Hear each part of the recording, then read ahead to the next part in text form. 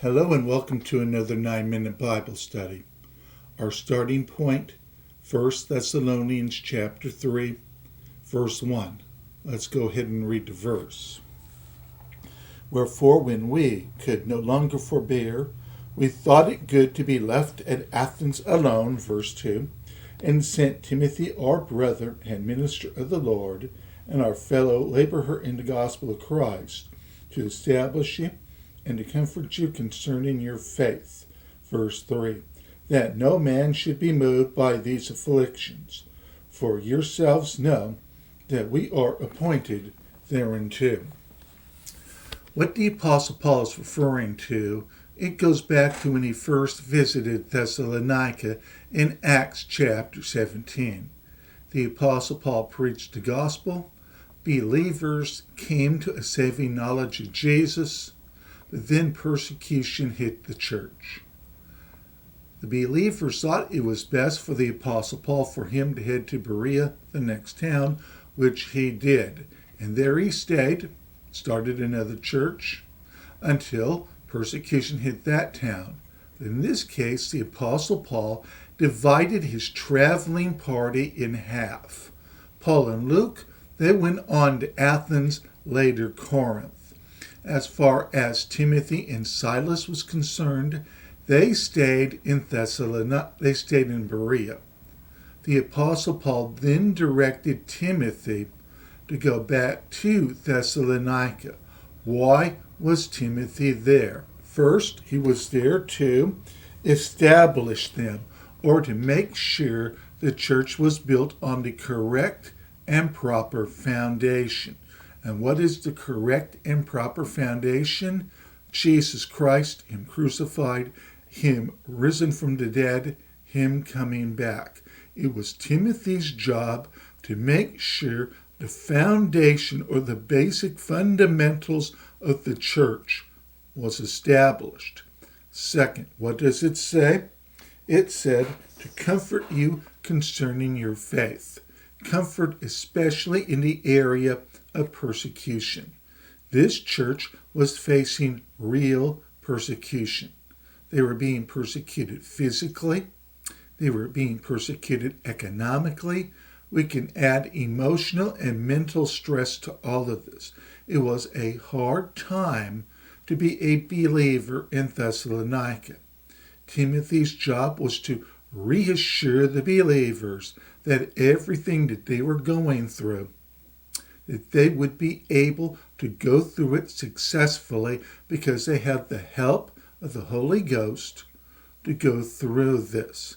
As believers in Jesus, whatever situation we face, we have the help of the Holy Ghost to get through any of these situations, even if it seems bad, even if it seems like there is no escape out of the situation.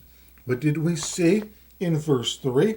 That no man should be moved by these afflictions, that no man should leave the faith because of the persecution that they are going through. Believers in Jesus, there is no reason, there is no excuse for any of us to ever walk away from our faith. Yes, the times might be difficult. Yes, it might seem like everything is going to crash down around us. But what we should not do is back away from our faith. If anything, instead of backing away from our faith, we should embrace our faith more and more. Let's continue. What does it say? For yourselves know that we are appointed thereunto. And I'll read verse 4. For verily, when we were with you, we told you before that we should suffer tribulation or persecution, even as it came to pass, and you know. So what is Paul saying? When he was first in Thessalonica, he warned the church. He was straight up about it, about what was going to happen. Believers in Jesus, I know some people, well, let's just hide some of this stuff so that they can feel comfortable. No.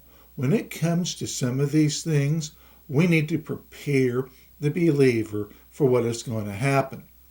The first step of preparation is being honest about what's going to happen. And Paul was honest about it. You're going to face persecution. It happened. But what is the second point of honesty? The second point is the Lord is going to be with you. He is going to guide you through it. And yes, he will provide the way of escape. The Lord will be with us in any of these situations. We need to drive that home. For every one time we mention persecution, we need to mention 2 times more that the Lord will see the believer through the situation. Let's move on to verse 5, where it said, "For this cause, when I could no longer forbear, I sent to know your faith, lest by some means the tempter have tempted you, and our labor be in vain." The first line there. For this cause, when I could no longer forbear. Paul had to know what was going on. It was driving him crazy, being in Corinth, wondering what's happening to these Thessalonican believers. Maybe I can send help. Maybe I can do something. Well, Paul sent Timothy, and Timothy sent word that everything was going well in the church. Now, why was Paul concerned? Notice the last line of that verse. Lest by some means the tempter have tempted you. The devil, he is here to try to deceive the believer. The number one weapon of the enemy is deception. Satan, what is he? He is a liar, and he is the father of lies. What is he trying to do to persecution? Your God isn't going to save you.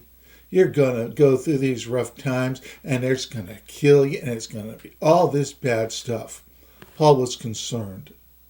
It's okay to be concerned. It's not okay to be stressed out, but it is okay to be concerned. That's why Paul sent Timothy. And what did he find out? He found out that the church stood. Why did the church stand in the hour of test and trial? When Satan threw everything against the church knew what to do. That was to rely on the Holy Ghost, to stand under faith. That's why Timothy had to go and establish the doctrine. People can stand for their faith if they know what they believe in.